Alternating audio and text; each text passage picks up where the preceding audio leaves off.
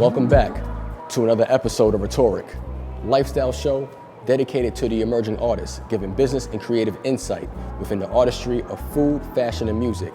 I'm your host, Vinyl P. Art, and today we're in Sunset Park, Brooklyn, meeting with the multifaceted chef and educator, Dell Glover, of Dell Glover Catering and Events. With every ingredient responsible in defining this young talent is the same amount that he applies with changing the paradigm of how we see food today. Behind the creation of his nostalgic dishes is a man that set out to change the world one bite at a time. But this was no easy beginning. It's a segment you don't want to miss. You're watching Rhe.tor.ic. So food is this cultural element that plays a pivotal instrument in the Institute of Society. One of the few arts that has influenced and remained as a focus point of some of our political views, such as race, geography, just economics, faith. But as an adolescent, I'm sure it wasn't viewed in this magnitude. For me, it was, you got to eat, right? It wasn't about anything else besides survival. I'm sure it brought unity within the household as well. And, this household, you grew up in a small section of Westchester, Mount Kisco. Yeah. For someone that has never visited Mount Kisco, how would you describe it? What was the community like? My family, all of us pretty much lived in a line between a certain diameter. So it was like my house, my grandmother's house, aunts, uncles, cousins, and then same thing down the block, and then my stepfather's family across the street. So it was where we were all familiar with each other. It was incredible. I mean, growing up, between lower class and middle class, a son of a mother who worked her adult career life as a factory worker. Yeah. A stepfather who's also a blue collar worker. Yep. So for both, clearly there was a living that needed to be made. Of course. So how did that occasional absence allow you to claim your independence and just your curiosity around the kitchen? It was very unintentional. Like I had the mom who was like, she'd give you the phone call in the middle of the day, take the chicken out, don't forget to take the chicken out, defrost the chicken, and then she wouldn't tell me what to do with it, right? So I would have to figure out, okay, so once the chicken is defrosted, how are we gonna eat this, right? So I had to feel my way around and just take bits and pieces from what I've seen her do. So that was my first introduction to preparing meals. So expecting that there wasn't abundance of food and limited options to choose from growing up in a household of 6. Yeah. And exposure only goes as far as what your parents are able to provide. True. So what made that first dish so special? I think using my creativity, tapping into that creative side and realizing that what you have, you can create something good. I think the first thing that I actually made from scratch, outside of anything boxed, was roasted potatoes. And it was funny, the method that I used was very unconventional. It was potatoes in a bag, butter, spices, seasonings, and I'm in the kitchen shaking it up. And my mom was like, "What are you doing?" And I'm just like, "Oh," and I pop it in the oven and it comes out. It got this beautiful brown color, and they're eating and they're like, "Yo, you gotta make these all the time." And that, I think that was when I was like, "You're doing something right. You figured this out." Now, from this point, did you see this as being a future profession, or still at this time you were experimenting with the ideal of this just being a hobby? Yeah, this was definitely not something that I thought I would be doing as a career, but the idea of me doing this as a profession was very far from my mind. Now, amidst this hobby, you had a love for another form of art, which was music. Yes. Singing since the age of 12. Yeah. In a church that was literally just feet away from your bedroom. Yep. With that, you developed songwriting at the age of 21. Yeah. So it's now you're equipped to take on the world. Yeah. You decide to exit Mount Kisco to pursue this dream. Yeah. You move to the Bronx, still close enough to be comfort from family if you needed to. Yeah. But you move. And you connect with your former partner, William Isaac Hart. Yep. You guys form a musical group. Yeah. DGI Music, Yep. a partnership. At this time, what did you want to happen in your life going down this musical journey? I think in that moment, the one word that comes to mind was success. Like, you are in your 20s now, and like, people around you are making moves and they're doing things, and you need to jump on this bandwagon. Pursuing this with him was, at the time, my way of putting my seal on, like, this is what you're good at, this is what you're able to do, this is what brings you joy, this is what, and it keeps you two together, so like, why not? Now, what do you think it meant to Isaac? I think he used it as a way to express himself, because he was also a artist in his own right. You know, he sang as well. He also grew up in church, and I think it was a way for him to stay connected to that part of him. You know, now you guys are at a point of, you know, networking. From the outside, you know, these things are looking promising. Of course. But was it, you know, what was the reality of it all? So we created what we felt other people needed, and it was a network of people to bring out the inner artist in another person. So like somebody who has this same dream, the same goal to want to pursue music, but not really sure where to go, where to start with it. We were that foundation. Like, we booked rehearsals and we did like songwriting seminars with each other, and like it was a good thing that we had going, but it takes a lot of time. It's a lot of time it takes out of you. Your own money, right? It's like the financial strain was not something that we kind of thought about, but like when we're booking these like rehearsal spaces, this come out of our pocket. And mind you, you know, I'm in education still at the time, so I'm not, you know, fully equipped financially to come out of pocket for these things. So I think the vision wasn't thoroughly or fleshed out completely. It was just something that we knew that we wanted to do for ourselves and other people. So it was just easy to go ahead and like do that. But the background, the legwork was a lot. Clearly this was a passion, you know. Yeah. But why leave this dream? Why scrap it? I mean, what was the reality? So for me, it was the realization that there's so many other people out here chasing this same dream. Everywhere we went, I think that was for me personally as someone who wanted to pursue this for himself, right? Because even though we have this company or this idea to do this for other people, I'm still in the background like, well, what am I gonna do? Like, where's my shine gonna come from, right? How am I gonna benefit from this? At the end of the day, I'm pouring into someone else's dream, but it's like, where's my opportunity gonna come from me to also do the same thing for myself? And so when I started to think about the many people around me that also wanted to pursue music as their career, it was just like, you know, you go to auditions and you don't get the audition, and somebody you know gets the audition, and it's very discouraging. Do you think that it was a good attitude to like have at that time, just, you know, being discouraged because so many others are chasing this dream? No. You know, because, you know, the reality, I mean, you know, you're quite different from the next man. Yeah. You know, so, I mean, what would you say to, I guess, someone that's a mere reflection of yourself? Yeah. Like, what advice would you give them, knowing that, you know, someone is trying to pursue this musical journey? So first and foremost, it was definitely not a good attitude to have. I think at the time I lacked the confidence in myself to say, I'm singing this song, or I'm doing this, whatever. He may be or she may be doing the same thing, but my delivery is going to be different, or my appearance is going to be different. Like, at the time I didn't have the discipline to separate myself from anybody else. I put myself in the same box. So my advice would be to recognize the art within yourself and know that it's not going to be like anybody else's, and that's fine, because there's somebody that's going to hear, see, and they're going to interpret what you do differently, and they're going to love what you do. You know, so after this musical journey, you embarked on a lot of different type of work. I mean, from computer aid design to stylist at J. Crew to Home Depot.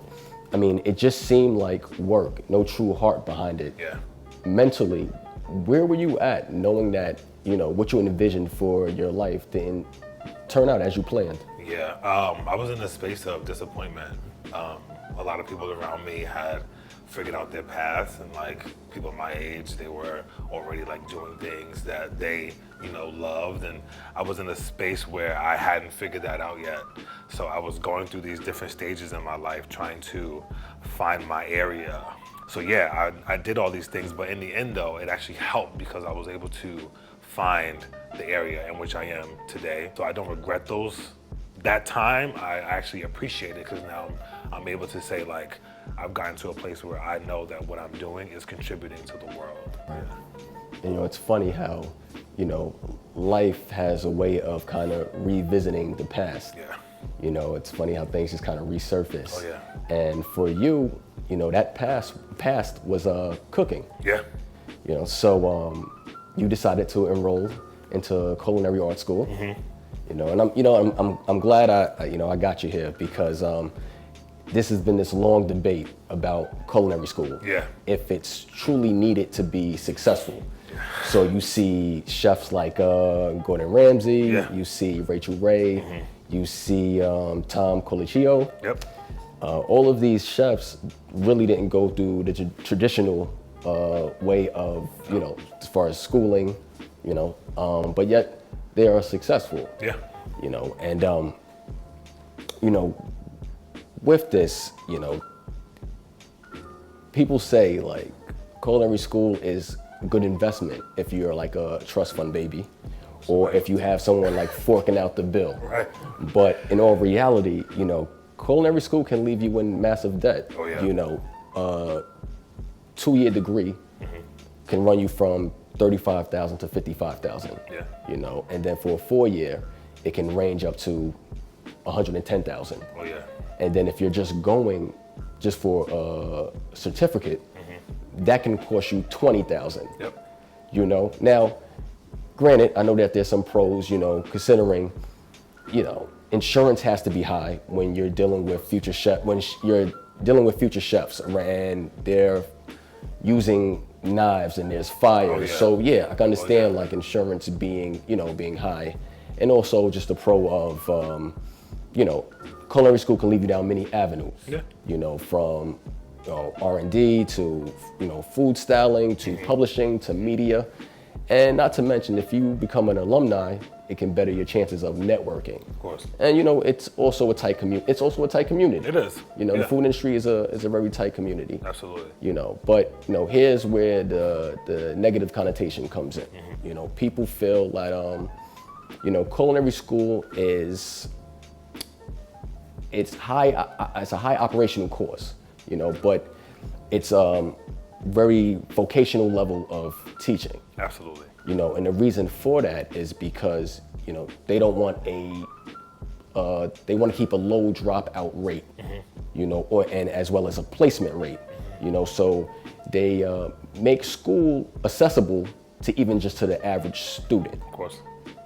And not to mention when you get out of culinary school and you finally get into the field and you decide to work in a kitchen, line cook,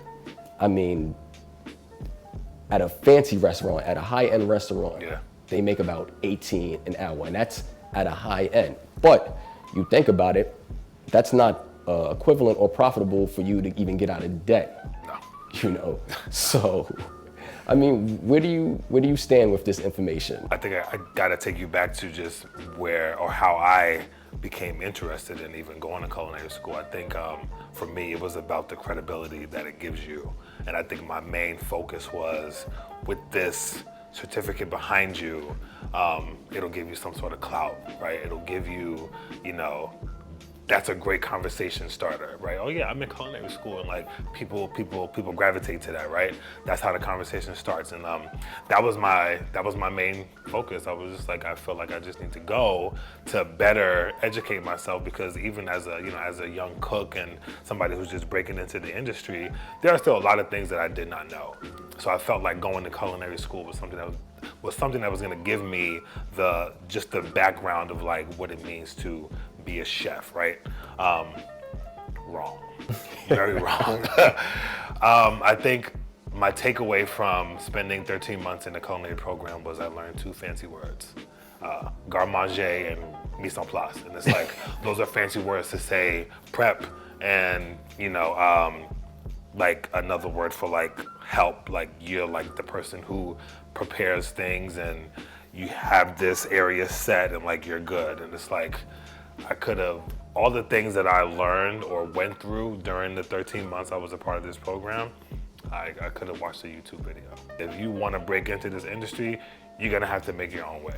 You're going to have to figure this out on your own. You're going to have to, yeah, absolutely, I learned some things, but I'm just not that type of learner. Like, so I got into the kitchen and I'm like, okay, this is how you use this utensil. This is how you use this knife. This is how you create this dish. And it was just hands-on experience that I gave myself, that I realized I had to do this on my own, because spending 13 months in this program didn't do it for me. So do I regret it?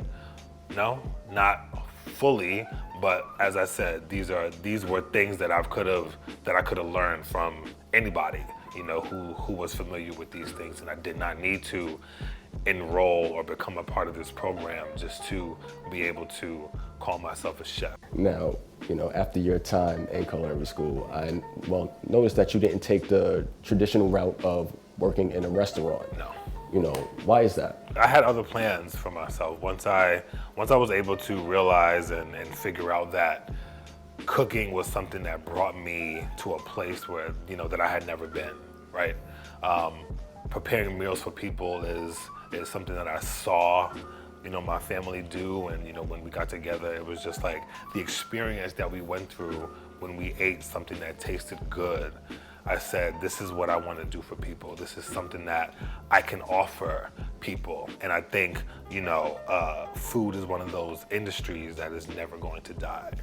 If you have what it takes to prepare something so good that people are like talking about it days later, sending you messages and saying like, I can't forget about when you made XYZ, like that's what I feed off of. I'm feeding off of that. I can do that in a restaurant, but 9 out of 10 times I'm following the recipe of someone else. I'm following the technique of someone else, and my heart is not going into that food. This is something that was pre-designed, pre-planned by somebody else, and I'm just a worker at that point. I don't want to be a worker. I want to be a creator.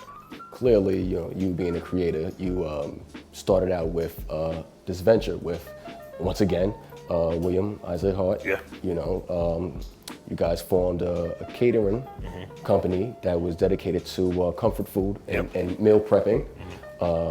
Little kitchen, big appetite. Yes. What was the inspiration behind that? Oh, well, I think the name speaks for itself. Little kitchen, big appetite. So we lived in this very, probably about 345 square foot studio, 2 grown men. Like, you spun around, we were outside in the hallway. It was very tiny, and it was structured in a way that you would not think, the way we cooked, that the food came out of this. It was a 2-burner electric cooktop that we had, no oven, and a microwave. And like we used that to the best of our ability, and we were able to realize that we had, outside of our love for music, we were both foodies. So we would cook something, throw it on Instagram, and people would respond, and they'd be like, where you guys at right now? And we'd be like, oh, we in the house. Like, we home. And they were like, yo, that looks so good. And it's like, okay. And we had fun doing it. So we were like, again, thinking of ways to be successful and capitalize on ideas, right? I'm still in that mindset. And we're like, we could do something with this. Like, we're a couple. This is a way for us to stay connected. Let's show other people how to do this too. Let's take this out into the world and show people, like, you guys get into a fight, go in the kitchen, cook together. That is something that you can do together that will bring you closer. With this being your first go around, you guys were pretty successful. I mean, cooking internationally, Africa, Dubai, Abu Dhabi, meeting with senators and community leaders, now officially being hands-on in the field. What was some of the challenges that came with building this venture? First and foremost, I began to lose sight of the actual relationship that we had with each other, right? Outside of the business we were together, and I think I began to lose sight of that once everything started taking off. And on top of that, we limited resources, working out of such a small workspace, not being able to mass produce, the way we probably could have if we had, and like who's to say that we weren't on the way to that, and that couldn't have happened, but it was a lot of legwork, and we didn't have a vehicle, so we're finding the best means. I think there was one event that we did, and we were on like the New Jersey Transit, and it was like the worst experience. And I was like, I don't even care if I make it to this event right now. This is it for me. Like I'm stressed, I'm hot.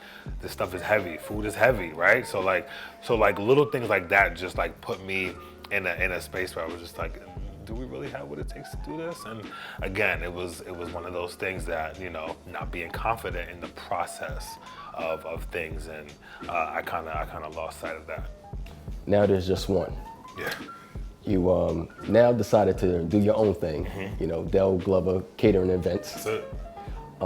What's some of the hardship now that you go through working single-handedly to just build your company from ground up? So I think, I put my foot in my mouth, a little bit, but it's on me now, right? So I have to create the menu. I have to create the schedule for myself, trying to balance that and also teaching at the same time.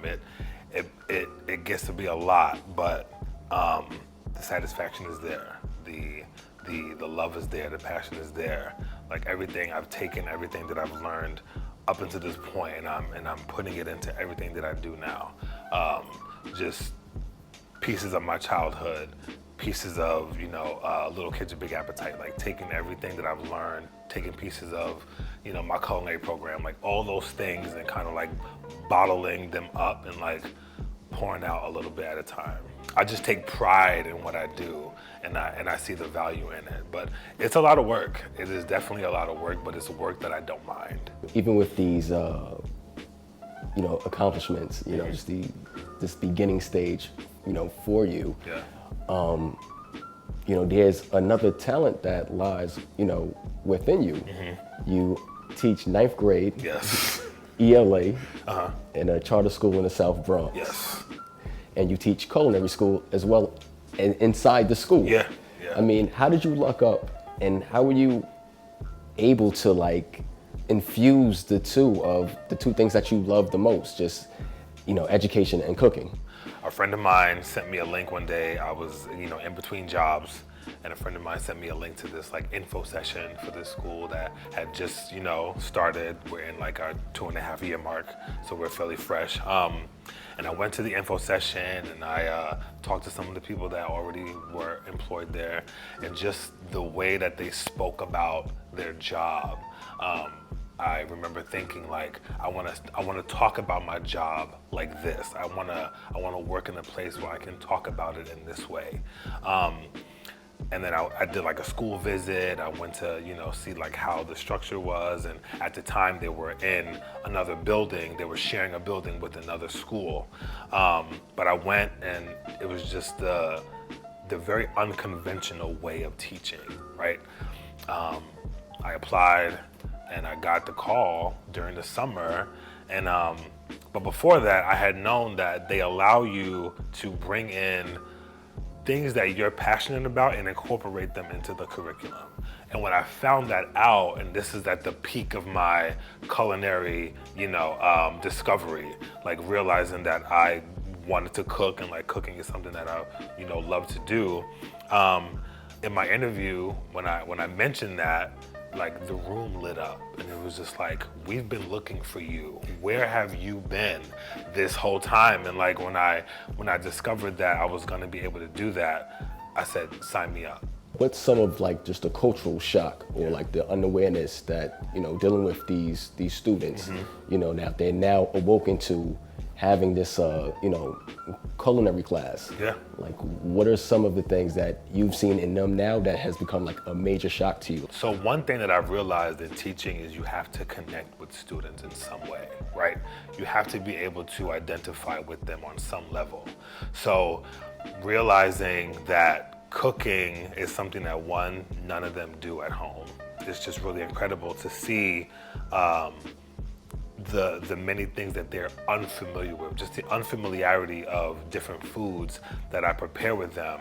It's also mind-blowing at the same time that you are not aware that there are 100 and some thousand different species of cheese out there, right? It's not just about American cheese, you know that, right? So like, being able to expose them to those things is really great. I get that sense of they need me for this. I'm the one who's responsible for this portion of their learning, right? And it just brings me so much joy.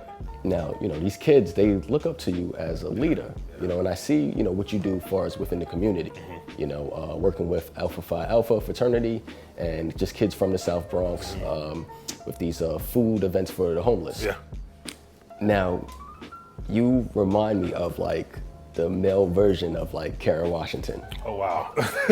Thank you. Now, Karen Washington, transplant, moved to the South Bronx in the late 80s, mid 80s, dedicated a lot of her life to agriculture and just urban farming. Yep. She also, she made her way up and like she made it to the White House, when Obama was in office, and she kind of created that lane for like, food justice.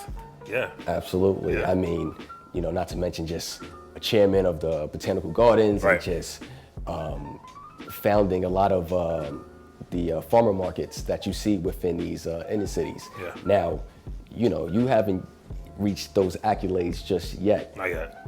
But you guys share the same common goal for food justice. Absolutely. How do you feel with just within the inner cities, just these urban communities, and just the injustice that happens with our food system? It's really upsetting to see, specifically speaking, from the perspective of, living and working in the South Bronx. My students live, they live and go to school there also. It's upsetting to see the options that are to their avail, right, as far as food. We don't always want a Popeyes, why can't we get a Chipotle on the Grand Concourse, right?